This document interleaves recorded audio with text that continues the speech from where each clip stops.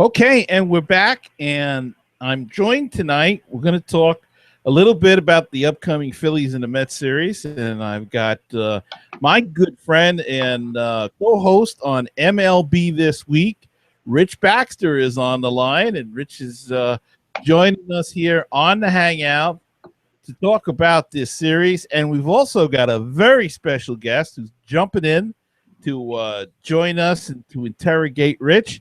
And that's my former co-host, Barry from Long Island. Barry, welcome back to MetsMusings. And Rich, welcome to MetsMusings.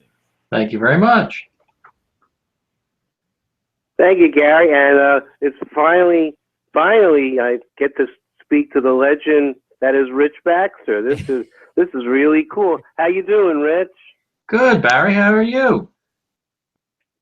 I'm doing okay. Looking Good. forward to the upcoming season and looking forward to beating up on those Phillies. Hopefully the Mets will take care of business. Although I joined the Stratomatic social network, and some of the games that they're playing in there actually have the Phillies doing pretty well this season, possibly being a 500 team. Is that feasible, Rich? I'll tell you, a lot of people had a lot of thoughts of that towards the end of spring training, especially even the Phillies management extended manager Pete McCannon another year, thinking he was going to do something this year. So, yeah, the thought is that the Phillies are going to be much improved. And, yeah, I wouldn't discount maybe 75, 76 wins. I don't know about a 500 season, but I think we're going to see a better season than last year. And, of course, they've struggled out of the gate here, Rich.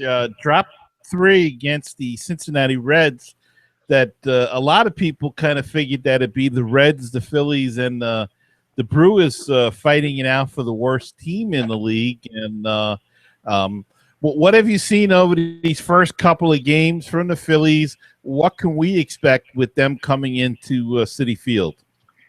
Well, so far, starting pitching hasn't been all that bad, except for today we had Charlie Morton going for the Phillies. Mets fans may remember him with the Pirates. He has about a high 5 ERA, so he didn't disappoint today.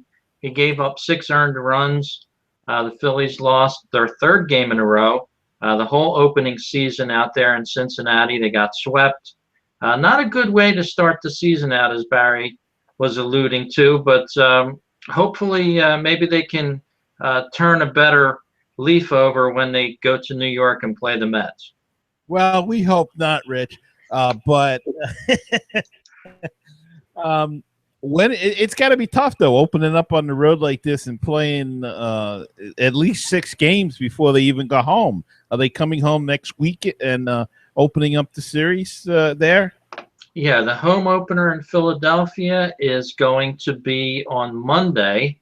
So April 11th will open up the home stand for the Phillies, their first home stand and opening day. So everybody's looking forward to it. Of course, in Cincinnati, the Phillies opened. They'll also open in New York, if I'm not wrong with that. The Mets opening up there in the Big Apple. And then they'll open up in Philadelphia. So they'll have 3 opening days. Yeah, that's true. They're going to open up tomorrow afternoon with the Mets opening up the Mets home season. And so, Rich, a lot of moves, a lot of different players on this team that we saw that we saw from last year. Why don't we run through the pitching staff a little bit and what improvements did they make? Who did they bring in? That sort of thing. Yeah, well, they've had a ton of people in spring training, the Phillies did. Probably about 12 to 15 pitchers they brought in to audition. Some of them turned out really well for them. Jeremy Hellickson, who they got from the Diamondbacks, started off the season. He was the opening day pitcher for the Phillies. Pitched marvelously in the first game. The Phillies ended up losing that one, of course. But they also have Aaron Nola in the rotation. He took the second game, and he'll probably get the first start at home if things go well. No rainouts in New York, that is. Charlie Morton, as I mentioned today, they got him from the Pirates. A journeyman, not a guy that I think the Phillies are going to have going into July on this team, especially if he keeps pitching like he did today. And they also have a younger pitcher that they got from Texas, Jared Eichhoff, which they got in the Cole Hamels deal. He's the fourth starter for the Phillies. And then Vincent Velasquez is the fifth starter. Some Yankee fans may remember him as being on the Yankees recently. And I do remember Eichhoff that final week last season when the Mets were, after clinching the NL East, trying to get the home field advantage. And I remember Eichhoff, I believe, shut them out over 7 innings and really looks superb. So he's the number 4 star. Good. And we've heard a lot about Aaron Nola. Now, another guy that sort of I have an issue with, not so much the pitcher himself, but the manager. I remember taking him out of the game last year, in that last week, was David Buchanan. I don't believe he made the opening day roster, but is he still in the Phillies' plans? David Buchanan, yeah, he's sort of in the background right now with the Phillies. He's over in AAA, but he's still with the team. So at some point, if Morton goes down, the Phillies don't feel like they want to keep him on the roster anymore. We'll see a few of these better younger players come up for them. They do have a good number of, pitchers that they can draw from, especially in AAA. So yeah, I wouldn't discount that at all as the months move on here, especially if the Phillies continue having a tough time winning ball games. And I'll put my issue with Buchanan. I'll put it on the MetsMusings Facebook page. I'm not just going to waste time discussing it now because it's a personal matter regarding my fantasy team. But the issue is more with the manager, not with the pitcher himself. But one thing I wanted to get to is the one trade that really surprised me, because we saw him and he looked like a lights-out closer, but the Phillies dealt Ken Giles. They dealt him away. That kind of surprised me. What do you think of that? Well, Ken Giles had a bit of a temper when he was with the Phillies. He sort of molded himself after Jonathan Papelbon, who was his mentor, but he didn't have a whole lot of service time like Jonathan Papelbon or his record. So he had a few run-ins with both the manager and the pitching coach, with publicly banging the ball into their hands when they took him off the mound, things like that. Little temper issues, I guess you could call it. And that's really the only reason I think that he is not on this team right now. I just don't think the Phillies wanted to go forward with him, even though he was looking like he was going to be a promising closer. So who is the closer right now, the Phillies closer? Well, that's the $100 question.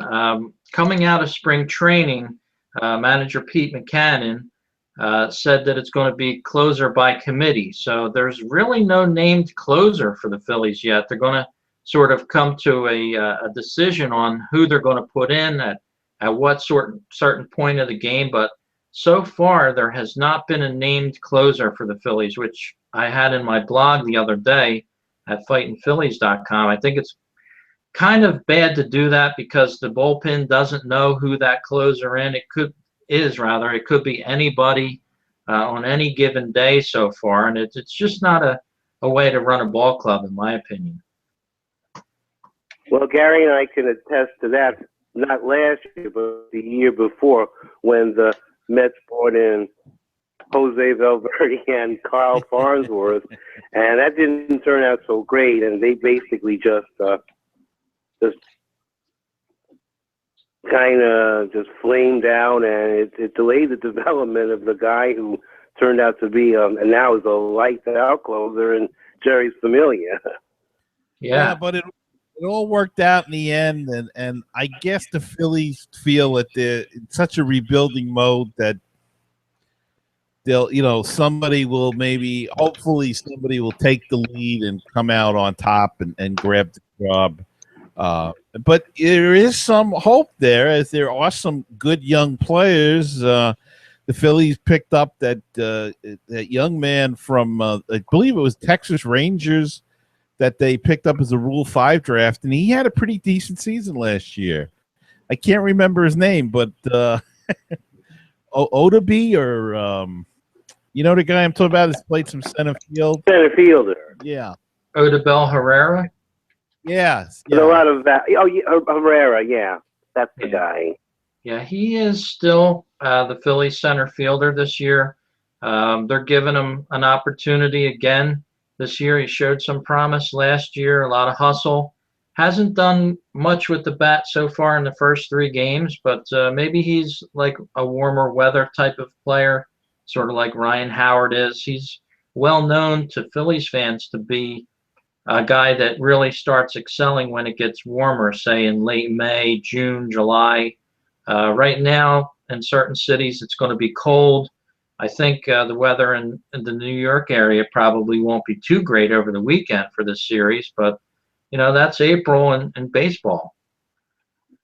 Well, I hope the Phillies bring some snowshoes with them, because they're talking about 2 to 3 inches on Saturday. I don't know. I hope that isn't true. I hope they get the game in, and of course it's going to be a night game, so that's really going to add to it if they get to play that game. But you mentioned Ryan Howard. How has he looked this spring? And take us around the infield so we get an idea of what to expect in that. Okay, well, at first base, since we started with Ryan Howard, he's still at first base. He's platooning now. He's going to be in most of the time, but he's platooning with Darren Ruff at first base. A lot of Mets fans probably remember him. He's been a good substitute for the Phillies. He's got a good home run swing. Over at second base, you have Cesar Hernandez. He was with the Phils last year as well. A guy named Andres Blanco also plays second at various times. He played today in Cincinnati for the final game there. Over at shortstop, Freddie Galvis hit a opening day home run for the Phils. It's been pretty decent. Blanco has been known to play short as well to back up Galvis. And over at third base, it's Michael Franco, which a lot of fans know him as a run hitter, and a good offensive power for the Phillies. They just recently offered him a 5-year deal worth somewhere in the neighborhood of $35 million, which he has not made a decision on yet. So they want to keep him around for a while. Yeah, and if I remember, he looked pretty good last year in the short sample that I remember him being there. And but didn't he get hurt somewhere along the line and miss some time? Yeah, believe it or not, the current Phillies starter Jeremy Hellickson, who was then with the Arizona Diamondbacks, actually hit Michael Franco on the wrist with a pitch in Arizona, sent him to the ground, and finished his season at around 80 games or so, 82 games I think he only put in last season, and then a wrist injury forced him to miss the rest of the season. Now, Rich, how much left does Howard have on his contract? Because I would think the Phillies would try to move him to a team that expects to contend this year. The rest of that infield looks, the young guys, they look pretty good. The second baseman that Hernandez replaced, his name kind of escapes me. Maybe you guys can help me with that. I think he likes to slide in a second. Oh, that guy. Okay. Or home plate, too, for that. He's in the vicinity of second. He's up to his old tricks again. If you saw that play at home plate the other day. Of course, we're talking about Chase Utley, who has been replaced now, and he's with the Dodgers, and Rollins is gone. At short, he's where now? The White Sox?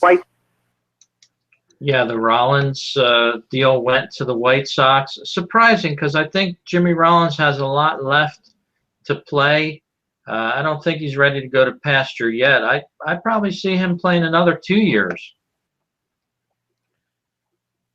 Well, the White Sox will hopefully he'll have some good years with them. He's in the other league now, so we don't really worry too much. Unless this year, of course, we may see him. I like, again, I don't have the schedule in front of me, so I don't know when they're playing the White Sox. They are playing the AL Central, the Mets, so perhaps we will see Jimmy Rollins again. And Gary, you all know how much you love that interleague play. Yes, I was just commenting on that earlier in this the broadcast about my love of it. But and are these two game series the best? Oh, this is kind of ridiculous because, well, the Phillies got to play 3 games, but it's hard to get in a rhythm. You know, even as a fan, it's hard to get into a rhythm watching these games because this time off this early in the season, and I think it's probably the Mets and the Royals have the most this first week. I don't know if anybody else has been off 2 days like this. Not 2 days. And as you know, and I've said in the past, as your co-host, as your former co-host, excuse me, I do like interleague play, but these two game series, that's ridiculous. And to have 2 days off the first week of the season is really ridiculous. Yeah, it really throws your pitching staff into a tizzy, but it'll all work out hopefully in this week. So, Rich, we covered the infield. Let's take a stroll out to the outfield. We spoke about the center field. What's on the corners for the Phillies this year? Okay, the Phillies have a sort of I don't want to call them inexperienced, but they're an interesting setup in the corners. You have a guy named Cedric Hunter, who's been playing left field. He's sort of a success story. He's been in the minors for the last 4 years. He was called up in 2011, made his debut in March of 2011, but somehow never stayed in the bigs, went down to the minors and stuck with it. The Phillies invited him as a non-roster invitee to spring training, and he made the team. He impressed the Phillies pretty much. He's 28 years old. Hit very well for the Phillies in spring training, so he earned himself a spot on this big league club. You'll probably see him in left field. As we talked about Obadell Herrera, who they got from I believe it was the Diamondbacks on a Rule 5 pickup. He'll be in center again for the Phillies this year.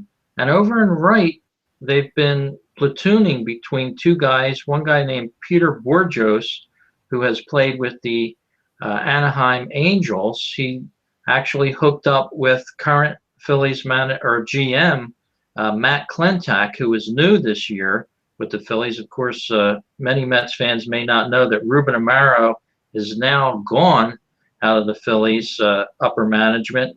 Believe it or not, now he is a first base coach for the Boston Red Sox, if you can believe that. Yeah. And this breaking news, just to cut in, Noah Syndergaard is at the Ranger Islander game this evening. No idea who he's rooting for, but he's there. And the Isles are leading 2-0. So just thought you'd like to know that. Okay, let's go on. And when you said Noah Syndergaard, breaking news, the first thing I thought of, and you know where I'm going with I this. know where you were going. You thought he was going down to Alabama to have some surgery done. Just a little TJS, because he's the last one standing that hasn't had it. And I hope I'm wrong about this, but that's the 800-pound gorilla in the room. And you see how hard he throws, and now that he's added that 95-mile-an-hour slider to an already awesome repertoire, that's about the only thing that could stop him now. Well, yeah, it's just that I have a spy at the game this evening, and I received a picture of the giant scoreboard with Noah Syndergaard's face on it. So, don't know if you can see that, but there he is, Thor. There he is, Thor. And you guys, you're not going to get to see him this weekend. You're going to see. Who are you going to see? You're going to get Harvey. You may get DeGrom. And I don't know who the middle guy is going to be. Cologne, maybe. Maybe Mats. No, Mats is Monday, I believe. Well, anyway, don't worry about it. They're just going to be tough this year, Rich. So just don't worry about who's pitching. Just hope they'll come out and play the game. So we covered the infield, we covered the outfield. Take me behind the plate, Rich. Who do we got back there? Is the old guy back again, or they got some young blood behind the plate?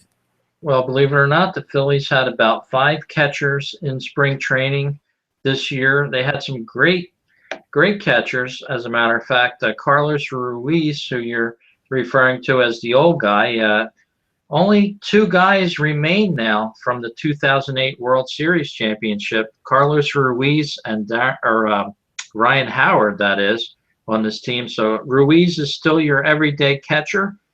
He's being backed up by Mr. Rupp, whose name is Cameron Rupp. He's got some power to him as well. About 27 years old, so he's a bit on the young side. They also invited a guy named J.P. Arenciabia in. Some might know him from the Toronto Blue Jays. They sent him down to the Lehigh Valley Iron Pigs, but I wouldn't be so surprised if we didn't see him later on in the season with the big club. Well, JP, yeah, I remember him with the Toronto, as you said, and I think Rupp was up last year. Travis d'Arnaud to be the guy that Toronto was looking to trade when they made what may turn out to be the greatest trade in Mets history. Of course, that was the trade that sent R.A. Dickey to the Blue Jays for d'Arnaud and, of course, Noah Syndergaard. And also Wilmer Becerra, who is still in the minors, but a very high prospect. So, that could turn out to be a great trade. So, Rich, how is they did get Josh Tolley too. That's true. How is the bullpen? We spoke about the closer. It's going to be by committee. Is it a solid bullpen? Is it a bad bullpen in your estimation? Starting out, you lost Bastardo to the Mets. I would have to say at this point in time, we would have to classify them as definitely not good. Today's it for tag was a guy named Hinojosa and Mr. Stumpf. Stumpf is his name. I'm not really sure where they got him from, but we have Brett Oberholzer in the relief role, and also a guy named David Hernandez, who got hit around as well. He's got a 27 ERA right now. It's going to be some work for these guys. They're not top flight relievers. They're trying to plug them in, see if they work for the Phillies.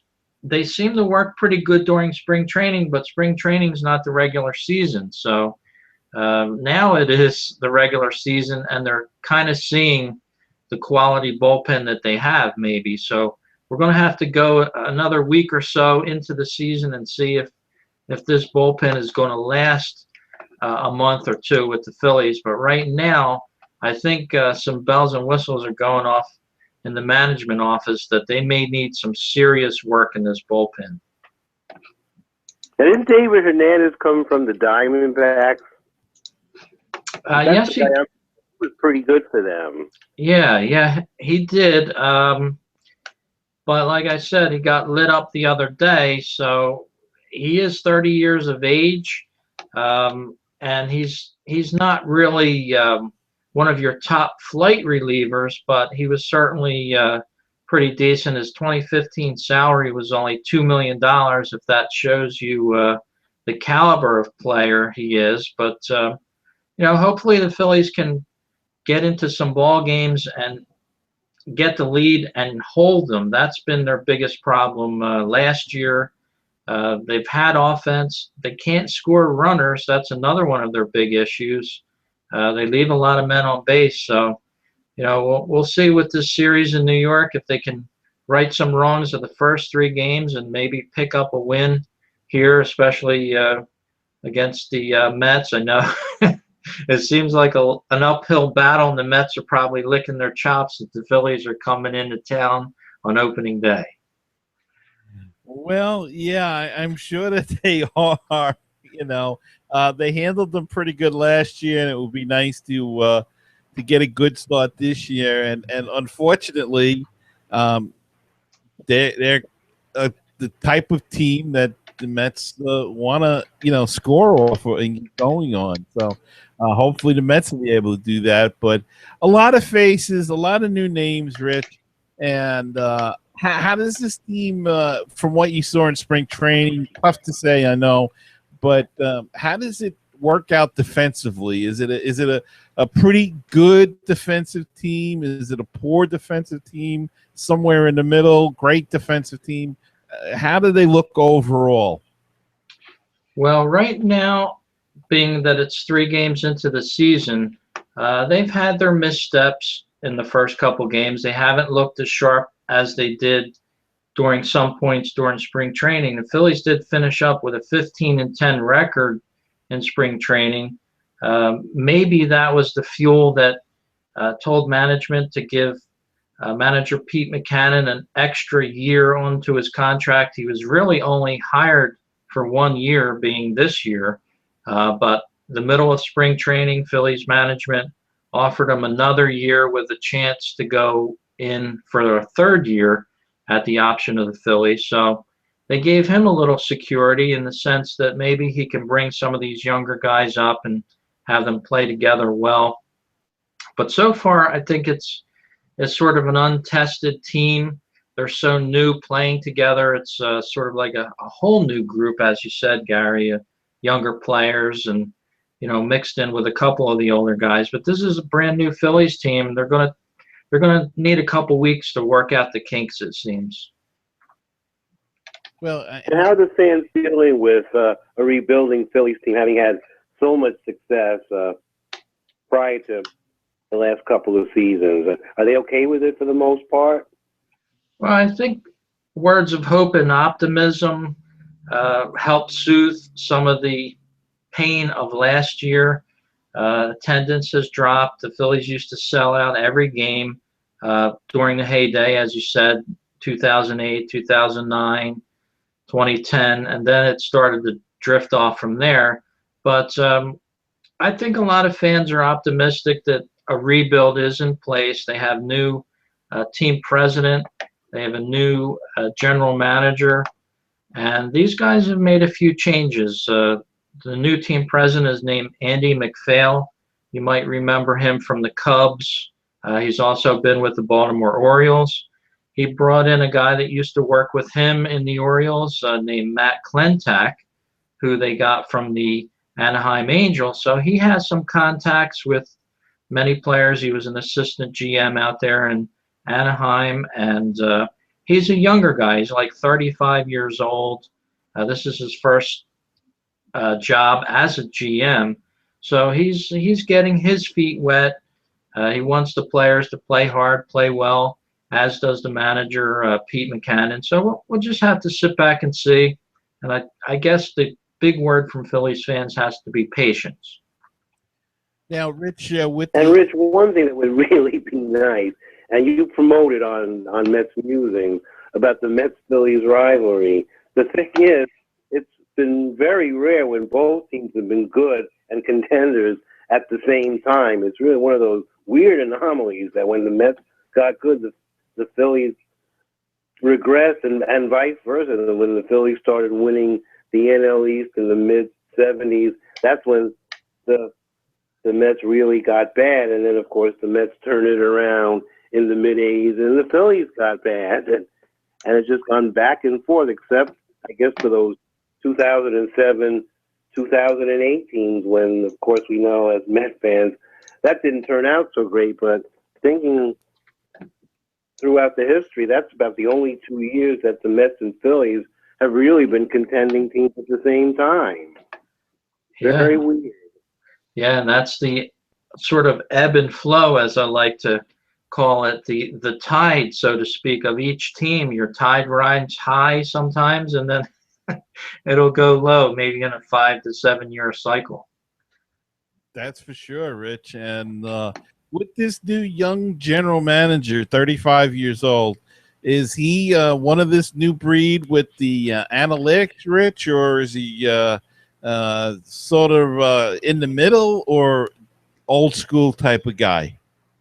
Well, he's very much into the analytics. He did bring a guy in that used to work with Google as the Phillies analytics guy. The Phillies, prior to this, haven't been a real big analytics team. As we talked about on another show that we do together, Gary, I think the Major League Baseball is getting more into technology and bringing more of these stats into the game. So it's creating jobs, it's creating positions for some of these guys. But yeah, Matt Klentak is definitely a numbers guy. He's a sabermetrics kind of a guy, but he'll also tell you that he's a baseball guy as well. He went to Stanford University, played on their baseball team. He wasn't the world's best baseball player, but he likes to keep one foot into traditional baseball. But I would say, yeah, he's probably about 70% sabermetrics and stats. All right, Rich. Well, I want to thank you so much for coming on. Barry, you have anything else? Well, I know you guys did some predictions on your MLB show, so just to throw it out there, and hopefully the predictions for baseball will be a little better than so far what's going on at the Masters, where my pick, Ricky Fowler, is about 500 shots out of the lead after the first day.